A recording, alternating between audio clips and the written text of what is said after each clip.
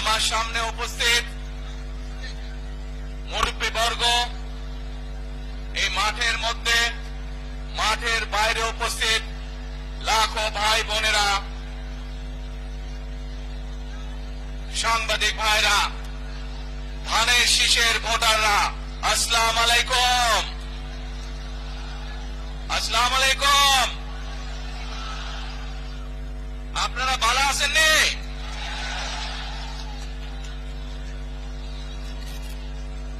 আলহামদুলিল্লাহ। প্রিয় ভাই বোনেরা, এই যে আপনারা এখানে আজকে লক্ষ লক্ষ মানুষ আজ এখানে সমবেত হয়েছেন, এই লক্ষ লক্ষ মানুষ সমবেত হওয়ার এই পরিস্থিতি তৈরি করার জন্য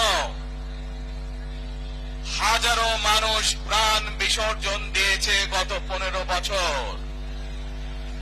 আপনারা আজকে এই যে লক্ষ মানুষ এখানে উপস্থিত হয়েছেন, আপনাদের যে রাজনৈতিক অধিকার প্রতিষ্ঠা করার জন্য, আপনাদের কথা বলার বাক স্বাধীনতার অধিকার, আপনাদের নিরাপত্তা পাওয়ার অধিকার প্রতিষ্ঠিত করার জন্য আজ যে আপনারা এখানে একত্রিত হয়েছেন, এই অধিকার প্রতিষ্ঠিত করতে গিয়ে আমরা আমাদের মাঝে থেকে ইলিয়াস আলীকে হারিয়েছি, আমরা আমাদের মাঝে থেকে জুনায়েদকে হারিয়েছি, আমরা আমাদের মাঝে থেকে দিনারকে হারিয়েছি। সারা বাংলাদেশে গত 15 বছর 16 বছরে যারা এই দেশ থেকে পালিয়ে গিয়েছে 1 বছর আগে, তারা যখন এই দেশের মানুষের দুটি চেপে ধরেছিল, তারা এই দেশের মানুষের বাক স্বাধীনতা কেড়ে নিয়েছিল, তারা এই দেশের মানুষের ভোটের অধিকার কেড়ে নিয়েছিল, তারা শুধু ভোটের অধিকার কেড়ে নিয়েই সন্তুষ্ট থাকেনি, তারা শুধু মানুষের, সাধারণ মানুষের কথা বলার অধিকার কেড়ে নেই সন্তুষ্ট থাকে নাই, তারা ইলিয়াস আলী, জুনায়েদ, দিদারের মতন শত হাজারো মানুষকে তারা হত্যা করেছিল সেদিন। তারা বাংলাদেশের লক্ষ লক্ষ বিএনপি সহ লক্ষ লক্ষ সাধারণ মানুষকে গুম খুনের মামলা দিয়ে জর্জরিত করেছিল। প্রিয় ভাই বোনেরা, আমরা দেখেছি বিগত 15-16 বছরে উন্নয়নের নাম করে কিভাবে দেশের মানুষের সম্পদ লুটপাট করে বিদেশে পাচার করে দেওয়া হয়েছে। আজকে এই যে ঢাকা থেকে সিলেট বা সিলেট থেকে ঢাকার যে মহাসড়ক, 2005 সালে আমি এসেছিলাম, সুনামগঞ্জে বন্যা হয়েছিল, আমার আসতে লেগেছিল 4.5 ঘন্টার মতন, কিন্তু আজ আমরা দেখি 10 ঘন্টার মতন সময় লাগে। সিলেটের এই পুণ্যভূমির মানুষ, বহু মানুষ আছেন যারা লন্ডনে যাতায়াত করেন, লন্ডন যেতেও এত সময় লাগে না, প্লেনে করে যেতেও। এই হচ্ছে আজকে উন্নয়নের ফেরিস্তি। প্রিয় ভাই বোনেরা, গত 15-16 বছরে আমরা দেখেছি কিভাবে একের পর এক নির্বাচনে ব্যালট বাক্স ছিনতাই হয়েছে, কিভাবে আমিন নির্বাচন হয়েছে, কিভাবে নিশিরাতের নির্বাচন হয়েছে, এবং এই নির্বাচনগুলোর মাধ্যমে, তথাকথিত নির্বাচনের মাধ্যমে বাংলাদেশের মানুষের ভোটের অধিকার তথা রাজনৈতিক অধিকারকে কেড়ে নেওয়া হয়েছিল। আজ আমরা এখানে একত্রিত হয়েছি, সেই মানুষগুলোর জীবনের বিনিময় যারা আমাদের সকলের জন্য রাজপথে নেমে এসেছিল। আমরা আজ এখানে একত্রিত হতে পেরেছি সেই মানুষগুলোর ত্যাগের বিনিময়ে যারা বিভিন্নভাবে নির্যাতিত হয়েছে, অত্যাচারিত হয়েছে, পঙ্গুত্ব বরণ করেছে। 2024 সালের 5ই আগস্ট ছাত্র জনতার অভ্যুত্থানের ভিতর দিয়ে বাংলাদেশের মানুষ 71 সালে যেভাবে দেশকে স্বাধীন করেছিল, 2024 সালের 5ই আগস্ট সেই স্বাধীনতাকে বাংলাদেশের মানুষ রক্ষা করেছে তাদের অধিকারকে প্রতিষ্ঠিত করার জন্য। ভাই বোনেরা, এখানে বহু মুরব্বী উপস্থিত আছেন, যারা কালের সাক্ষী শহীদ রাষ্ট্রপতি জিয়া রহমানের সময় কিভাবে দেশে বহুদলীয় গণতন্ত্র রচিত হয়েছে। বহু ভাই বোনেরা এখানে উপস্থিত আছেন যারা কালের সাক্ষী দেশ ও নেত্রী খালেদা জিয়ার সময় কিভাবে দেশে সংসদীয় গণতন্ত্রের ভিত্তি রচনা করা হয়েছিল। প্রিয় ভাই বোনেরা, একটু আগে আমরা বলেছি, আমি আমার বক্তব্যে বলেছি, ঢাকা সিলেট মহাসড়কের উদাহরণ দিয়ে যে কিভাবে এই দেশের তথাকথিত উন্নয়ন করার নামে দেশ থেকে মানুষের অর্থ লুটপাট করে নিয়ে যাওয়া হয়েছে। আমরা এই অবস্থার পরিবর্তন করতে চাই। ভাই বোনেরা, আপনারা কি আমার সাথে আছেন এই অবস্থার পরিবর্তন করতে? আলহামদুলিল্লাহ। প্রিয় ভাই বোনেরা, আমরা সারা বাংলাদেশের কৃষক ভাইদের পাশে দাঁড়াতে চাই।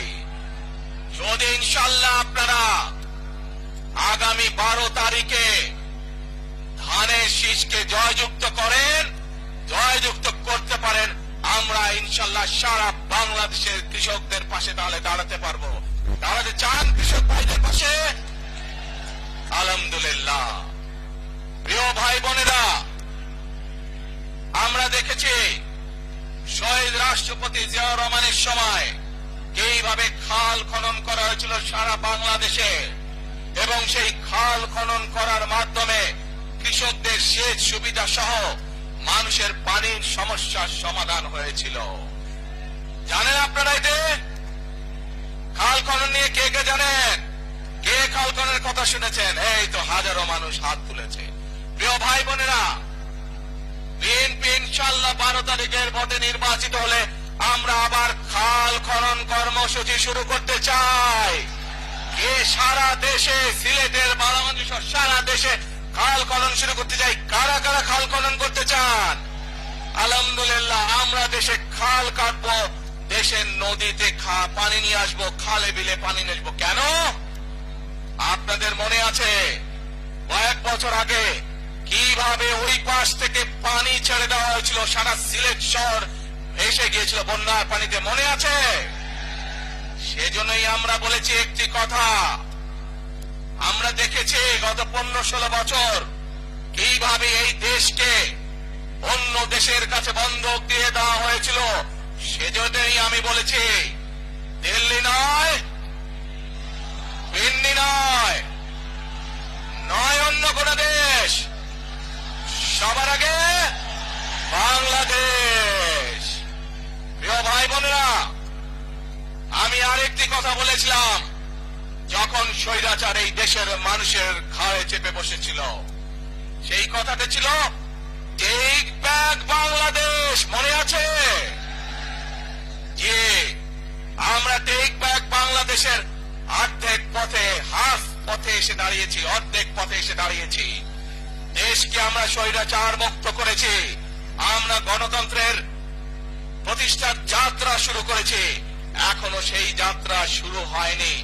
12 তারিখে ধানের শীষকে নির্বাচিত করার মাধ্যমে গণতন্ত্রের সেই যাত্রা শুরু হবে।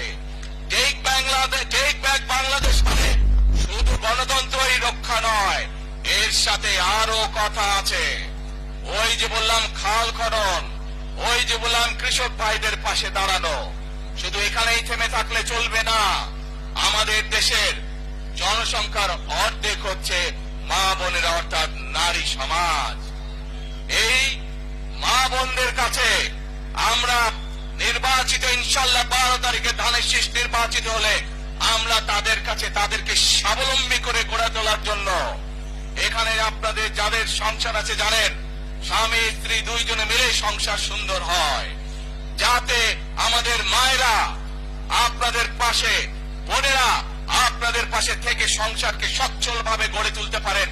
আমরা গ্রামে গ্রামে, শহরে শহরে সকল দুস্থ পরিবার যারা আছে, মধ্যবিত্ত, নিম্নবিত্ত সকল পরিবার কাছে ফ্যামিলি কার্ড পৌঁছে দিতে চাই। এই ফ্যামিলি কার্ডের মাধ্যমে আপনার পরিবার, আপনার মা বা আপনার স্ত্রী, আপনার বোনের মাধ্যমে আপনার পরিবার সহযোগিতা পাবে। কিন্তু এই ফ্যামিলি কার্ডকে যদি বাস্তবায়ন করতে হয় তাহলে কি করতে হবে? কি করতে হবে? ধানের শীষকে জয়যুক্ত করতে হবে, পারবেন ইনশাআল্লাহ। প্রিয় ভাই বোনেরা, কৃষক ভাইদেরকে যেমন কৃষি কার্ড দিতে চাই আমরা সহযোগিতা করার জন্য, মা বোনদেরকে দেশনেত্রী খালেদা জিয়া যখন দেশ পরিচালনার দায়িত্বে ছিলেন, মা বোনদেরকে বিনামূল্যে শিক্ষার ব্যবস্থা করে দিয়েছিলেন, মনে আছে? এখানে বহু মা বোন আছে সেই সময় তারা এই সুবিধা পেয়েছিলেন। আপনাদের ঘরে বহু মা বোন আছে যারা সেই সুবিধা পেয়েছিলেন। আজ সেই মা বোনদেরকে আমরা ফ্যামিলি কার্ডের মাধ্যমে খালেদা জিয়ার সরকার শিক্ষার সুযোগ করে দিয়েছিলেন। আপনাদের আগামী দিনের ধানের শীষের সরকার, বিএনপি সরকার, সেই শিক্ষিত মা বোনদেরকে, সকল মা বোনদেরকে অর্থনৈতিক ভাবে আমরা স্বাবলম্বী করে গড়ে তুলতে চাই। প্রিয় ভাই বোনেরা, আসেন এবার টেক ব্যাক বাংলাদেশের আরেকটি কাজ বাকি আছে। সেই কাজ হচ্ছে আমাদের দেশের লক্ষ লক্ষ যুবক যুবতী অর্থাৎ তরুণ সমাজের সদস্যরা, যুব সমাজের সদস্যরা, লক্ষ লক্ষ সদস্যরা বেকার হয়ে বসে আছেন, আছে না? এই বেকারদের জন্য আমরা কর্মসংস্থান তৈরি করতে চাই। সিলেটের মানুষ আজান দিচ্ছেন, আচ্ছা আজানটা হচ্ছে, আজানটা শেষ হয়ে যাবে।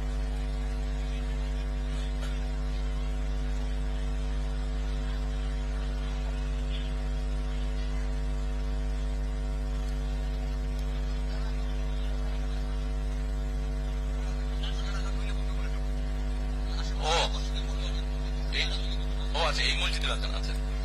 প্রিয় ভাই বোনেরা, এই দরগার মসজিদের আজান শুরু হলে আমরা কিছুক্ষণ বিরতি দিব আজানটা শেষ না পর্যন্ত, তাহলে তার আগে বক্তব্য রাখি নাকি? আচ্ছা, এই যে লক্ষ লক্ষ ভাই বোনেরা, সিলেটের মানুষ, অধিকাংশ মানুষ কোথায় যায়? লন্ডনে, তাই না? আরো অন্য অন্য দেশে যায়। কিন্তু এই যে মানুষগুলো যাচ্ছে, এই মানুষগুলোকে আমরা বিভিন্ন ভাবে ট্রেনিং দিতে চাই। ট্রেনিং দিয়ে ভাষা শিক্ষার মাধ্যমে আমরা এই মানুষগুলোকে দক্ষ করে গড়ে তুলতে চাই। সিলেটের বহু মানুষ সৌদি আরব সহ মধ্যপ্রাচ্যেরও বিভিন্ন দেশে যায়। আমরা এই মানুষগুলোকে দক্ষ করে গড়ে তুলে কর্মসংস্থানের সুযোগ তৈরি করতে চাই। কিন্তু সেই সুযোগ তৈরি করা একমাত্র তখনই সম্ভব যখন আপনারা ধানের শীষকে জয়যুক্ত করতে পারবেন। কি পারবেন? যুব সমাজের কর্মসংস্থান তৈরি করতে চাই। আমার লক্ষ লক্ষ ভাই বোনেরা বেকার হয়ে বসে আছে, আমরা তাদেরকে বেকার রাখতে চাই না। আমরা তাদের জন্য কাজের সংস্থান সৃষ্টি করতে চাই, কারণ তারা যাতে স্বাবলম্বী হতে পারে।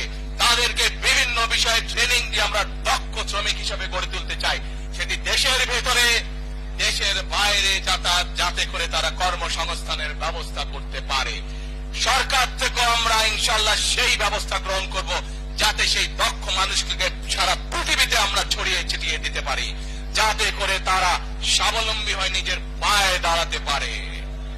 প্রিয় ভাই বোনেরা, আমরা বহু মানুষের জীবনের ত্যাগের বিনিময়ে আজকে এই গণতন্ত্রকে আমরা প্রতিষ্ঠিত করার পথে এগিয়ে যাচ্ছি। কিন্তু আমরা বিগত কিছুদিন ধরে খেয়াল করে দেখছি, বাংলাদেশের কোন মহল, এই দেশের ভেতরে কোন মহল ষড়যন্ত্রের চেষ্টা করছে। গত কয়েকদিন ধরে আপনারা দেখেছেন, পত্র পত্রিকায় এসেছে, বিভিন্ন সোশ্যাল মিডিয়াতে এসেছে, মধ্যপ্রাচ্য সহ বিভিন্ন দেশে পোস্টাল ব্যালট যেগুলো পাঠানো হয়েছে সেগুলোকে কিভাবে ডাকাতি করা হয়েছে। ঠিক যারা এই দেশ থেকে পালিয়ে গেছে তারা যেভাবে আপনাদের ভোট ডাকাতি করেছিল, ঠিক একইভাবে আবার সেই ষড়যন্ত্র শুরু হয়েছে। দেখেছেন আপনারা? দেখেছেন? প্রিয় ভাই বোনেরা, সেই ষড়যন্ত্রের বিরুদ্ধে সজাগ থাকতে হবে।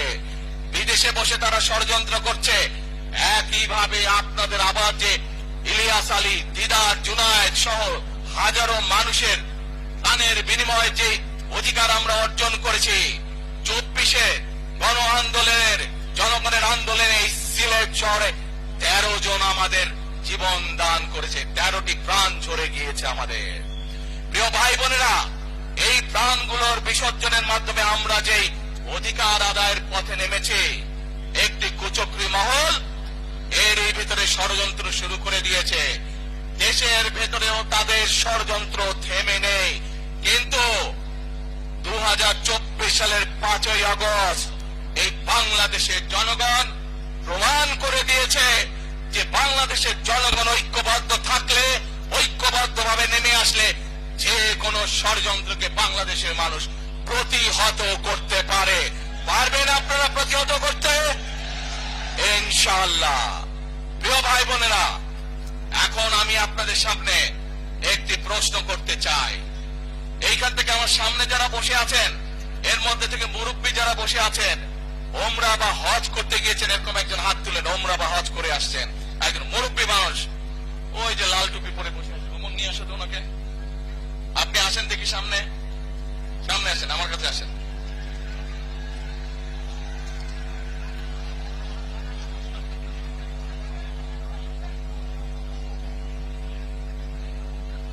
চশমা চলছে, চশমা চলছে।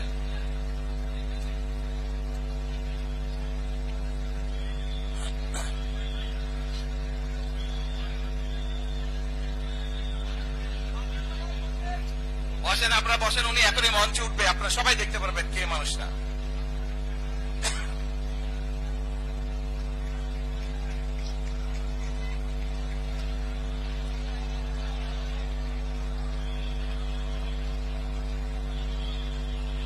আসেন আসেন, তাড়াতাড়ি, এই আদান দিবেন, তাড়াতাড়ি তাড়াতাড়ি। আসসালামু আলাইকুম, কি নাম আপনার? ওই এইদিকে বলেন। বাড়ি কই? সুনামগঞ্জ। বাড়ি সুনামগঞ্জ। সুনামগঞ্জ কোথায়? এই সুনামগঞ্জের মানুষ আছে এখানে? এই লোক আপনাদের মানুষ? আচ্ছা, এখন বলেন কবে গেছিলেন আপনি? হজ না উমরায় গেছিলেন? উমরাতে গেছি 16তে, হজে গেছেন 17। এখন আমাকে বলেন, আপনি তো উমরা হজ করে এসেছেন, যে মাইকের সামনে দাঁড়ান, আপনি কাবা শরীফে গেছেন, কাবা শরীফের মালিক কে? জোরে বলেন। আল্লাহ। কাবা শরীফের মালিক কে? আল্লাহ। আল্লাহ। আমরা মুসলমান সবাই এই দিন দুনিয়ার, আমরা যে এই পৃথিবী দেখে, পৃথিবীর মালিক কে? আল্লাহ। এই সূর্য নক্ষত্র যা দেখে তার মালিক কে? আল্লাহ। বেহেশতের মালিক কে? আল্লাহ। দোজখের মালিক কে? আল্লাহ। আচ্ছা, দাঁড়ান, আপনি বসেন। আপনারা সকলেই সাক্ষী দিলেন দোজখের মালিক আল্লাহ, বেহেশতের মালিক আল্লাহ, এই পৃথিবীর মালিক আল্লাহ, কাবার মালিক আল্লাহ। আরে ভাই, যেটার মালিক আল্লাহ সেটা কি অন্য কেউ দেওয়ার ক্ষমতা রাখে? রাখে না। তাহলে কি দাঁড়ালো? নির্বাচনের আগেই একটি দল এই দিব ওই দিব বলছে, টিকিট দিব বলছে না? যেটার মালিক মানুষ না, সেইটার কথা যদি সে বলে, এক শিরকি করা হচ্ছে, হচ্ছে না? যার মালিক আল্লাহ, যার অধিকার শুধু আল্লাহর একমাত্র, সবকিছুর অধিকার উপরে আল্লাহর অধিকার। কাজেই আগেই তো আপনাদেরকে ঠকাচ্ছে, নির্বাচনের ফলে তাহলে কেমন ঠকাবে আপনাদেরকে বোঝে নেবার। শুধু ঠকাচ্ছেই না মানুষকে, যারা মুসলমান তাদেরকে শিরকি করাচ্ছে তারা। নাউজুবিল্লাহ।